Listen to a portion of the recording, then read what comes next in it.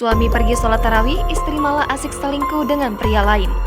Beredar video istri yang terciduk selingkuh dengan pria lain ketika sang suami sedang sholat tarawih. Kejadian memalukan itu terjadi di kota Lok Sumawe, Provinsi Aceh. Sontak kejadian tersebut heboh hingga rumah tersebut ramai didatangi warga setempat. Sang istri hanya bisa pasrah ketika terciduk oleh suami. Dia meminta ampun dengan bersujud di kaki suaminya. Suami nampak tidak terima dan dia menyuruh istrinya memanggil orang tuanya. Istrinya merasa bersalah hingga bersujud memohon ampun berulang kali di kaki suaminya. Dalam video, nampak juga pasangan selingkuhan istrinya yang menggunakan baju hijau tutup wajahnya. Di penghujung video, pria selingkuhannya hanya bisa pasrah sembari menelpon seseorang dengan ponselnya. Di postingan tersebut, banyak komentar netizen yang kesal ulah kelakuan sang istri tersebut.